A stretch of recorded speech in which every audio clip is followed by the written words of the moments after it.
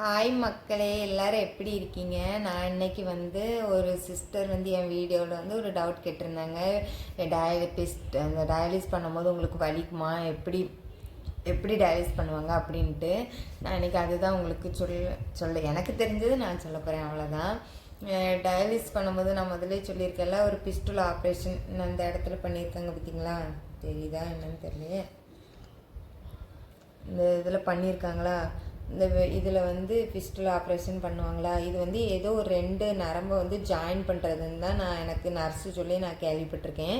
அந்த நரம்பு ஜாயின் பண்ணாங்கன்னா நல்ல கிட்னி டயாலிஸ் பண்ணும்போது நல்ல பிளட் ஃப்ளோ நல்லா கிடைக்குமா, அது சொல்லியிருக்காங்க. அதுக்கப்புறம் இது பண்ணி ஒரு 3 மாதம் நல்லா எக்ஸசைஸ்லாம் பண்ண சொல்லுவாங்க. அப்போ இந்த நரம்பு பெருசாகுமா. எனக்கு என்ன நரம்பு பெருசாகலைன்னு திட்டுதான் மக்களே விழும். ஏன்னா ஒவ்வொருத்தவங்களுக்கும் நல்லா குண்டு குண்டுன்ட்டு இருக்கும். எனக்கு அதை பார்த்தாலே பயங்கரமாக தான் இருக்கும். நான் இங்கே வர அப்படி பெருசாக இருக்குது பார்த்தீங்களா. அதுதான் ஃபஸ்ட்டு இதுக்கு ஆப்ரேஷன் பண்ணி 3 மாதம் கழிச்சு தான் நம்மளுக்கு போடுவாங்க. இது பக்கத்தில் ஒரு இன்ச்சு இது போடுவாங்க. இது இந்த இது இது இது வழியாக தான் பிளட்டு வெளியே வரும் பார்த்துக்கோங்க. அதுக்கப்புறம் ஃபஸ்ட்டு எனக்கு இங்கே ஒன்று போட்டிருந்தாங்க, இதில் ஒன்றுன்னு போட்டிருந்தாங்க. இது போட்டுட்டு ஒரு வாரத்தில் எனக்கு ஒரு நாள் டயாலிஸ் பண்ணும்போது விறுவிறுன்னு குத்து எடுக்கிற மாதிரி இருந்துச்சு. நான் டாக்டர்கிட்ட நர்ஸுக்கிட்ட யார்ட்டையுமே சொல்லாமல் விட்டுட்டேன். இந்த இடத்துல போட்டிருந்தாங்க, சொல்லாமல் விட்டு. அதனால் கை குண்டாயிருச்சு. ஏதோ பிளட்டு லீக் ஆகி சதைக்குள்ளே போயிட்டேன், என்ன ஏதோ தெரியலங்க. நல்லா குண்டு குண்டுன்னு ரத்த கட்டு மாதிரி ஆயிடுச்சு, கல் மாதிரி ஆயிட்டு. அதுக்கப்புறம் நர்ஸெல்லாம் எல்லாம் பிசிக்கு வெளியே எடுத்து பார்த்தாங்க. பிளட்டு வரவே இல்லைங்க. அது அங்கங்கே கிளாட் ஆகிட்டு போல். எதுக்குமா நீ விறுவிறுன்னு வரும்போதே சொல்லியிருக்கலாம்ல, எதுக்கு சொல்லாமல் விட்டா, இப்போ கை வரும் நல்லா குண்டாக கிளாட் ஆகிட்டு அப்படின்னு சொன்னாங்க. எனக்கு ஆனால் மிஷினும் அலாரம் அடிக்கலை பார்த்துக்கோங்க. ஏதாவது சின்ன மிஸ்டேக்னாலும் மிஷின் அலாரம் அடிச்சிடும். இது ஏதோ கொஞ்சம் வெளியே போயிடுச்சா என்னதோ தெரியல. அதுக்கப்புறம் இந்த இதில் போடவே இல்லைங்க. அதுக்கப்புறம் எனக்கு இந்த இடத்துல போட ஆரம்பிச்சிட்டாங்க. இதில் ஒன்றுன்னு போட ஆரம்பிச்சிட்டாங்க. இதில் ஒன்றுன்னு போட ஆரம்பிச்சிட்டாங்க. இது வழியாக ரத்தம் வெளியே வரும். இன்னொரு டியூப் வழியாக கனெக்ஷன் பண்ணி இந்த வழியாக ரத்தம் உள்ளே போகும் பார்த்துக்கோங்க. இப்படி தான் 4 மணி நேரம் ப்ராசஸ் நடக்கும். இதில் குத்தும் போது கொஞ்சம் வலிக்க தான் மக்களே செய்யும். நம்ம ஃபஸ்ட்டு குத்தும் போது வலிக்கும். அதுக்கப்புறம் எல்லாமே நார்மல் ஆயிரும். ஈஸியாக டயாலிஸ் பண்ணிடலாம். 4 மணி நேரம் நம்மளுக்கு பிபி தலைவலி எதுவுமே இல்லைன்னா டயாலிஸ் பண்ணுறது ஈஸி தான். நம்ம பாட்டுக்கு தூங்கி எந்திரிச்சிட்டு வந்துடலாம்.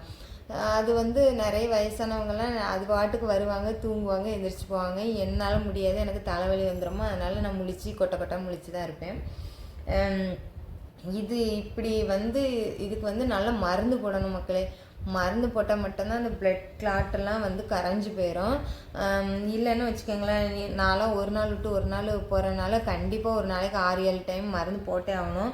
மருந்து போட்டால் தான் கிளாட்டெல்லாம் இருந்தாலும் கரைஞ்சி போயிடும். இல்லைன்னா அடுத்த நாள் அதே இடத்துல குத்துவாங்க, ஆனால் பிளட்டு வராது, கிளாட்டு அந்த நீடில் வந்துடும். உடனே இந்த இடத்த விட்டுட்டு அடுத்த இடத்துல குத்தணும்னு சொல்லுவாங்க. இப்போ ரெகுலராக குத்துற இடத்துல குத்துனா கூட பிரச்சனை இல்லை, கொஞ்சம் வலி மைல்டாக இருக்கும். புதுசாக குத்துனா உசுரே போயிறாங்க, அப்படி தான் இருக்கும். எனக்கு அப்படி இருக்கும். அதனால் முடிஞ்ச அளவு நல்லா மருந்து போட்டு இது பண்ணிக்கிடணும். அதுக்கப்புறம் பாருங்கள், நான் இதெல்லாம் வீட்லேயுமே குளிக்கும் போதெல்லாம் ரொம்ப தேய்ச்சிலாம் இது பண்ண மாட்டேங்க. பயமாக இருக்கும். ஏன்னா திடீர்னு ரத்தம் வந்துடுமோ அப்படின்ட்டு. ஏன்னா நீடில் பெருசு பார்த்தீங்களா, சின்ன நீடிலாக இருந்தாலே நம்ம ஒரு பின்னு கையில் குத்தினாலே அப்பப்போ நம்ம ரொம்ப ஓவராக அமுத்திட்டோம்னா ரத்தம் வரும். அதனால் இது ரத்தம் வந்துடுமோன்னு ரொம்ப பார்த்து தாங்க நான் ஹேண்டில் பண்ணுவேன். அவ்வளோ சீக்கிரத்தில் நான் இதெல்லாம் பண்ண மாட்டேன். ஆனால் அங்கே நல்லா தொடச்சி எடுப்பாங்க. அவங்க என்ன மருந்து இது போட்டு துடைக்கிறாங்களோ தெரில. அந்த இடம் மட்டும் கொஞ்சம் கலராக இருக்கும், மிச்சம் எல்லா கையும் கருப்பாக இருக்கும். நான் டாக்டர்கிட்ட கேட்குறது, டாக்டர் நான் ரொம்ப கருத்து போயிட்டேனே அப்படின்னுட்டு. டாக்டர் சொல்லுவார், கிட்னி வச்சப்பறம் நீ நல்லா கலராகிடுவோம்மா அப்படிம்பாரு. அதனால் அந்த நம்பிக்கை தான். ஏன்னா நம்ம கொஞ்சம் கலராக யார் பார்த்தாலுமே ஏமா இப்படி கருத்து போயிட்டா அப்படின்னு தான் கேட்பாங்க. ஏதோ மிஷினில் டயாலிஸ் பண்ணுறதுனால எனக்கு டயாலிஸ் என்றைக்கு ஸ்டார்ட் பண்ணேனோ அன்றைக்கே கொஞ்சம் கொஞ்சமாக கருப்பாகி ஒரே மாதத்தில் கருவாடாக மாற ஆரம்பிச்சிட்டேன். சில பேர் நல்ல கலராக தான் இருக்காங்க. ஏதோ தெரியல, பாடி நம்மளுக்கு ஹீட்டு ஒத்துக்க மாட்டேக்கா என்ன, இது பிளட் உள்ளே போயிட்டு வரதுனால அப்படி பாயிட்டோமா என்னன்னு தெரிலங்க. இவ்வளோதாங்க. இந்த நீடில் இமேஜ் உங்களுக்கு அந்த இதில் காட்டுறேன். அப்படி தான் இருக்கும். இதில் எப்போதுமே வைப்ரேட் ஆகிட்டே இருக்கணும், செக் பண்ணிகிட்டே இருக்கணுங்க. இன்னுமே நான் எனக்கு ஒரே ஒருத்தங்க தான் போடுவாங்க. மாற்றி மாற்றி இப்போது நர்ஸு அங்கே நிறைய பேர் ஒரு 20 பக்கம் வேலை பார்ப்பாங்க. எல்லாத்துக்குமே நீடில் போட தெரியும். ஆனால் நான் ஒருத்தங்களை மட்டும் தான் பிடிச்சி வச்சுருக்கேன். அவங்க கடவுளை கண்டிப்பாக வேலைக்கு வந்துடணுன்ட்டு டெய்லி காலையில் நான் அவங்க வேலைக்கு வர்றதுக்காண்டி வேண்டிட்டு போவேங்க. ஏன்னா அந்த அக்கா மட்டும்தான் நீடில் போட்டாங்கன்னா என் கூடயே உட்காந்து ஃபீல் பண்ணுவாங்க. நான் உட்காந்து கடவுளைன்னு சாமி கும்பிடுவேன். அவங்களும் ஒன்றும் வலிக்காதுன்ட்டு சாமி கும்பிட்டு போடுவாங்க. அதனால் எனக்கு அந்த அக்காவை ரொம்ப பிடிக்கும். அதனால் அந்த அக்கா வந்துடணும்னு கடவுள்கிட்ட வேண்டுவேன் மக்களே. இவ்வளோதான். எனக்கு ஒரு சிஸ்டர் அட்வைஸ் பண்ண மாதிரி தான், போக போக பழகிறங்கிற மாதிரி தான். டயாலிஸ் பண்ண ஸ்டார்ட் பண்ணிட்டீங்கன்னா அதுவே வலியை தாங்கி பழகிடுவீங்க மக்களே. நான் முன்னாடி இந்த கைக்கு டிஃப்ரெண்ட் பாருங்களேன். அந்த கையில் ஒன்றுமே இருக்காது, ஒன்றுமே இல்லை பார்த்தீங்களா. ஆனால் இந்த கையில் பாருங்கள், அந்த நரம்பு எப்படி பெருசாக ஆயிருக்கு பார்த்தீங்களா. நான் இதிலேருந்து இதுவரை எப்படி பெருசாக வந்துருக்கு பார்த்தீங்களா. இதுதான் இந்த அளவே இருந்துடணும்னு நானே கடவுள்கிட்ட வேண்டிக்கிட்டு இருக்கேன். ஏன்னா ஒவ்வொருத்தவங்களுக்கு ரொம்ப பெருசாக இருக்குமா. அப்போல்லாம் பார்த்தா என்ன இது, அந்த மாதிரிலாம் பார்த்தா வாழ்க்கையை வெறுத்து போயிருதுங்க. என்ன கை சின்னதாக இருக்கும், நரம்பு மட்டும் ரொம்ப பெருசாக அந்த மாதிரி இருக்கும். எனக்கும் அப்படி பெருசாக ஆயிரம்னு நினைக்கிறேன் மக்களே. ஏன்னா ஒரு வருஷத்துலேயே பார்த்தீங்களா இந்த அளவுக்கு வந்திருக்கு. இனி எத்தனை வருஷம் நம்ம பண்ண போகிறோமோ தெரியல. ஆனால் ஃபிஸ்டில் ஃபெயில் ஆகிடக்கூடாதுன்ட்டு கடவுள்கிட்ட டெய்லியும் வேண்டிட்டு தான் வர்றது. லோ பிபி ஆகிடக்கூடாது அப்படின்ட்டு. ஏன்னா என் கூட டயாலிஸ் பண்ணுற என் ஏஜில் உள்ளவங்களுக்கே ஃபிஸ்டில் போட்டு 6 மாதத்தில், ஒருத்தவங்க 1 மாதத்துலேயே ஃபெயிலியர் ஆகிருந்துச்சு. ஏன்னா அவங்களுக்கு லோ பிபி வந்ததுனால பார்க்காம மட்டும் அது கிளாட்னால ஃபெயிலியர் ஆகிட்டுன்னாங்க. இப்போதைக்கு நம்மளுக்கு இதாக இருக்கிறது இந்த பிஸ்டுலா தான் கடவுளாக தெரிகிறது. ஏன்னா இது ஒழுங்காக வேலை செஞ்சால் தான் நம்மளுக்கு டயாலிசிஸ் பண்ண முடியும். இல்லைன்னா மறுபடியும் கழுத்தில் போடுவாங்க, மறுபடியும் ஆப்ரேஷன் சொல்லுவாங்க.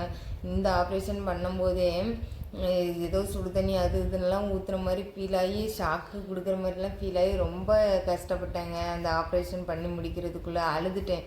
அதுவும் நம்ம நிலைமையை நினச்சி தேம்பி அழ ஆரம்பிச்சிட்டேன். என்ன இப்படி இது கழுத்தில் ஒன்று போட்டு விட்டாங்க, இப்போ மறுபடியும் கையில் இப்படி வலிக்குது இந்த ஆப்ரேஷன்னு. இதை விட இங்கிட்டு போடும்போது ரொம்ப வலிக்குமா. இது ஃபெயிலியர் ஆகிட்டுனா இதில் போட்டு விட்றாங்க பிஸ்டுலா. அதனால் பயமாக இருக்குது. நான் கடவுள்கிட்ட வேண்டிக்கிறது இந்த பிஸ்டுலா எப்படியாவது ஒரு அட்லீஸ்ட் ஒரு 2-3 வருஷத்துக்காவது நல்லா ஒர்க் பண்ணுற மாதிரி கொடுங்க கடவுளே அப்படின்ட்டு.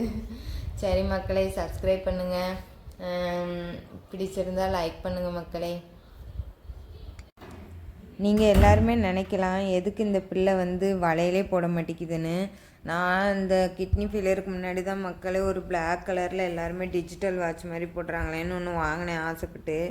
அதை போடலான்ட்டு 1 மாதம்தான் மக்களே போட்டிருப்பேன். அதுக்கப்புறம் கிட்னி ஃபெயிலியரு இதெல்லாம் ஆயிடுச்சுன்ட்டு அந்த ஆசையே ரொம்ப ஆசைப்பட்டு வாங்கினேன்.